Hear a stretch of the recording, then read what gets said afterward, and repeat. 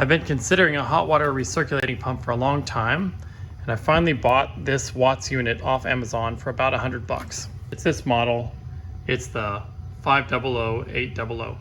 My concern was that I would spend more money keeping the plumbing warm inside the concrete slab by burning gas than I would save money by water not being wasted. But water is becoming a more and more precious resource, and we can't afford to waste it because we live in the desert. So I decided to install the pump and see how it works. So to go through the installation, you just shut off the inlet of the cold water, and then you open the drain valve to make sure there's no pressure inside. And then you can open a faucet on the inside of the house to make sure there's no pressure. And then you can close this drain valve if you don't want to waste 50 gallons of water running down your driveway while you're working on the top of the tank. You just open your hot faucet all the way to the hot side. Obviously mine's under pressure right now, but that's how you'll let the pressure out of the tank to make sure that you don't have to drain the entire thing. This is about the kit for the entire job. You need a 1 1/8 inch wrench in order to manage the fittings on the top of the water tank. You need the 5/16 wrench in order to handle some of the fittings under the sink, and then the regular fittings under the sink are 5/8. Also, I set this down to vacation mode just so that it wouldn't turn on while I was working on it. Then I turned it back to the regular setting that our family uses. The timer has 3 positions. So it's got on, which means the pump's gonna run all the time. That is when the valve downstream of the pump, which is the second half of this system, doesn't close off because the water is already warm. And it's got the timer setting in the middle, which means it's gonna be controlled by the timer dial. And then it's got off, meaning the entire pump is switched off. So you can choose any of those from right here. In order to set the timer, you can see at the bottom that all the switches pushed in are times when the timer is gonna be off and the pump won't run. And any switch that you pull out is gonna be one where when it gets to this point, which is the current time, the pump will kick on. Next, you clean all the junk out from under your daughter's sink, which is probably the most time-consuming part of this job. Once you have an empty space to work in, all you've got to do is attach this pass-through valve at the bottom here in line with the rest of the plumbing. So this water temperature sensor and check valve is the secret sauce to the system. It's what allows you to retrofit your house with this system without having to add any other plumbing except just this valve. So this line is the hot water line from the faucet. This is the hot water line that comes all the way from your hot water tank.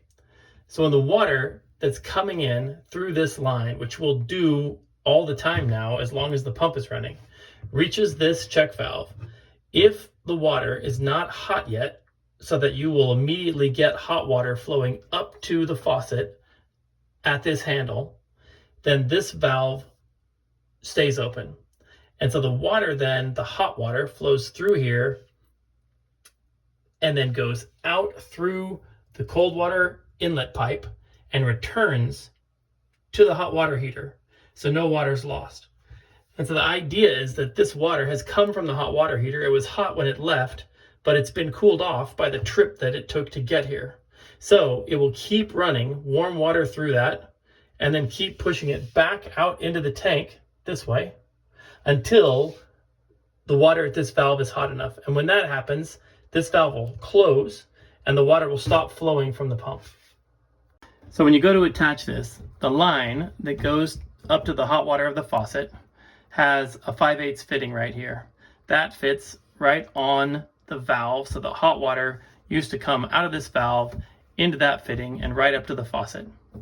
You disconnect that here. And then this adapter fitting is what allows that 5/8 fitting to fit the larger fittings that are attached to the pass-through valve on all 4 corners.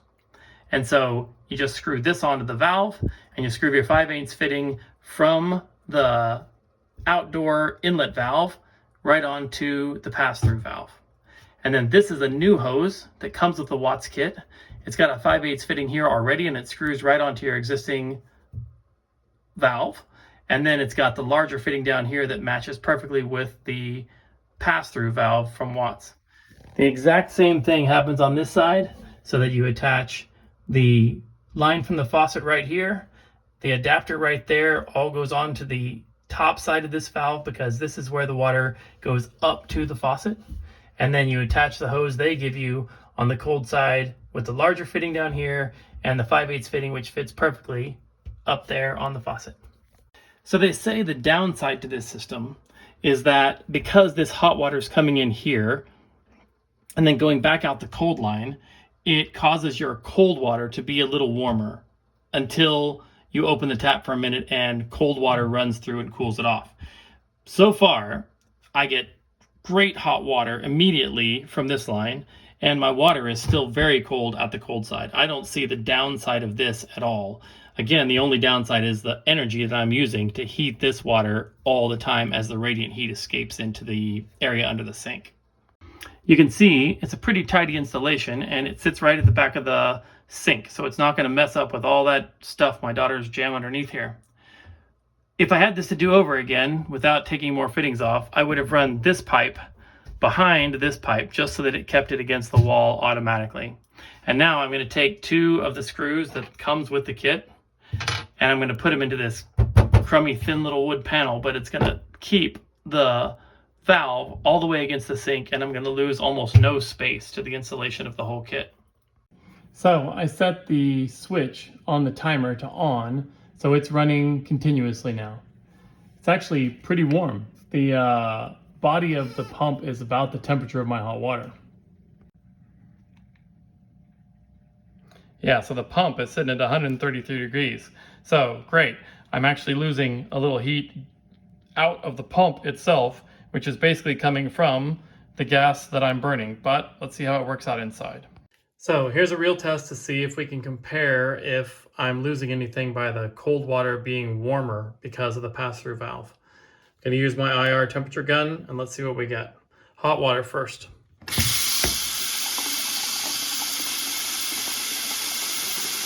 Almost instantly, I've got about 100 degrees of hot water. Cold water. The flow coming out of the tap is 75, 76 degrees, and that's pretty much the ambient temperature outside. Hot water. Almost instantly back to 100 degrees. So that's not bad. Just for comparison, let's see how the kitchen sink works. Hot water, 110 degrees instantly, 112. Cold water, 76 degrees instantly. So, up to this point, I like it. Looks like the performance is great. I'm going to watch my power bill, and next year, this same month, I'm going to see what my gas bill looks like, and we're going to see if it looks like it's crept up because of this. If so, I'll post it in the comments. Sidebar. This is incredible. This thing comes with a plastic nipple on the side of the tank. 6 years ago, I had the plumber install it and put in a full quarter-turn gate valve. And as a result, I can open that valve and it dumps all the sediment from the bottom of the tank. We don't have a water softener, so it can really build up some chunks of hard water. I can blow them out of the bottom of the tank, and you see I've got a hose permanently attached to it. I use it to wash my garage floor because I changed a lot of oil, so I got a greasy floor. I open up the bottom of the hot water heater, all the chunks blow out, I wash all the oil off my floor, and my water heater lasts forever. That's it. Hope you enjoyed it. Take care.